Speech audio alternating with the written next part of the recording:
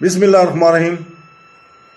السلام علیکم بہنوں، بھائیوں اور دوستوں، ہم غیر مسلموں کے پوچھے جانے والے عام سوالات کے جوابات بیان کر رہے ہیں۔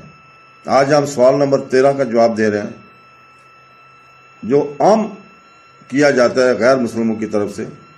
سوال یہ ہے کہ 2 گواہ جو عورتیں ہیں صرف ایک گواہ کے برابر کیوں ہیں جو مرد ہے؟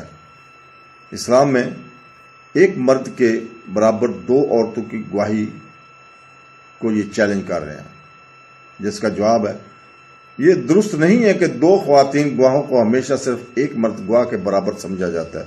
یہ صرف بعض صورتوں میں سچ ہے۔ قرآن پاک میں تقریباً 5 آیات ہیں جن میں گواہوں کا ذکر ہے۔ بغیر مرد یا عورت کی وضاحت کے قرآن میں صرف ایک آیت ہے کہ 2 عورتیں ایک مرد گواہ کے برابر ہیں۔ یہ آیت سورہ بقرہ باب نمبر 2 آیت نمبر 282 ہے۔ یہ قرآن کی سب سے لمبی آیت ہے اور مالی لین دین سے متعلق ہے۔ اس میں اللہ تعالیٰ فرماتا ہے، اے ایمان والو، جب تم ایک دوسرے کے ساتھ معاملہ کرتے ہو، مستقبل کی ذمہ داری سے متعلق لین دین میں ایک مقررہ مدت میں ان کو لکھنے تک کم کریں اور 2 گواہ حاصل کریں۔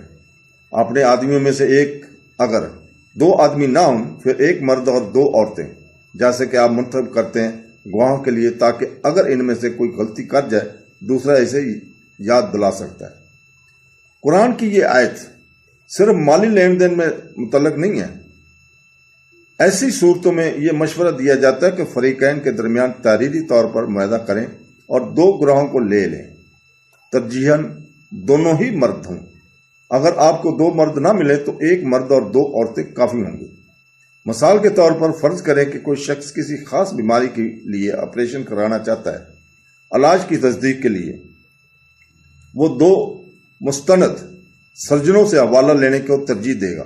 اگر وہ 2 سرجن تلاش کرنے سے قاصر ہوں تو اس کا دوسرا آپشن ایک سرجن اور 2 جنرل پریکٹس ہوں گے جو سادہ MBBS ڈاکٹر ہیں۔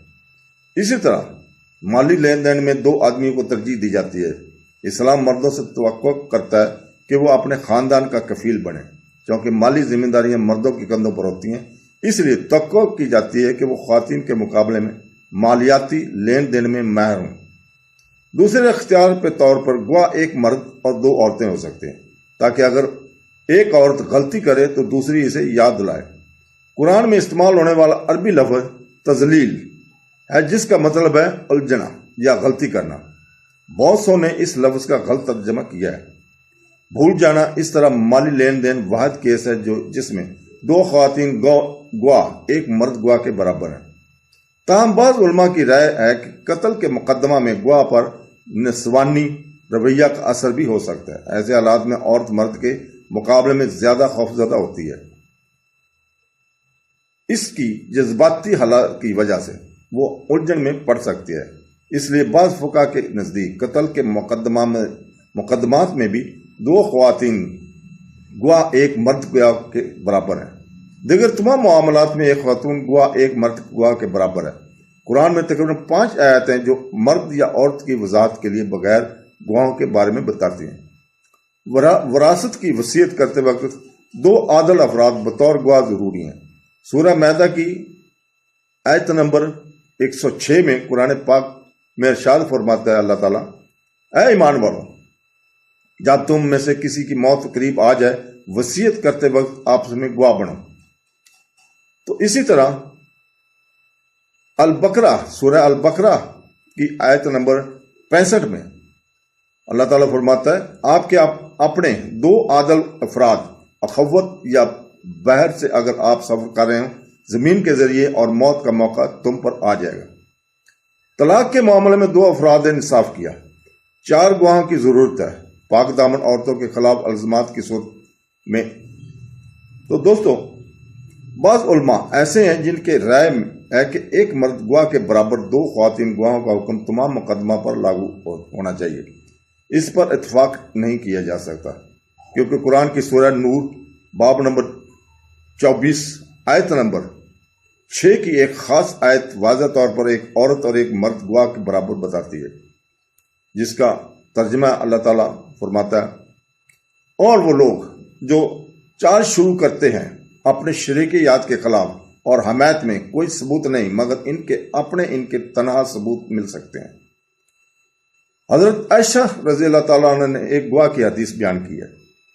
بہت سے فقہ کا اتفاق ہے کہ چاند دیکھنے کے لیے عورت کی ایک گواہی بھی کافی ہے۔ تصور کریں کہ اسلام کے ستونوں میں سے ایک رکن یعنی روزے کے لیے ایک عورت کی گواہی کافی ہے، اور پوری مسلم کمیونٹی مرد و خواتین اس کی گواہی پر راضی اور قبول ہے۔ بعض فقہ کہتے ہیں کہ رمضان کے شروع میں ایک گواہ اور رمضان کے آخر میں 2 گواہوں کی ضرورت ہے۔ اس سے کوئی فرق نہیں پڑتا کہ گواہ مرد ہوں یا عورت۔ بعض واقعات میں صرف عورت کی گواہی کی ضرورت ہوتی ہے اور مرد کی گواہی قبول نہیں کی جا سکتی۔ مثال کے طور پر عورتوں کے مسائل میں عورتوں کو غسل دیتے وقت گواہ عورت کا ہونا ضروری ہے۔ مالی لین دین میں مرد اور عورت گواہوں کی بظاہر عدم مساوات اسلام میں جنسوں کی عدم مساوات کی وجہ سے نہیں ہے، یہ صرف معاشرے میں مردوں اور عورتوں کے مختلف نوعیت اور کردار کی وجہ سے ہے، جیسے کہ اسلام نے تصور کیا ہے۔ تو دوستو، اللہ تعالی ہمیں اپنے پرانے دین، پیارے دین کی پیروی کرنے کی توفیق عطا فرمائے۔ آمین ثم آمین۔ اللہ حافظ۔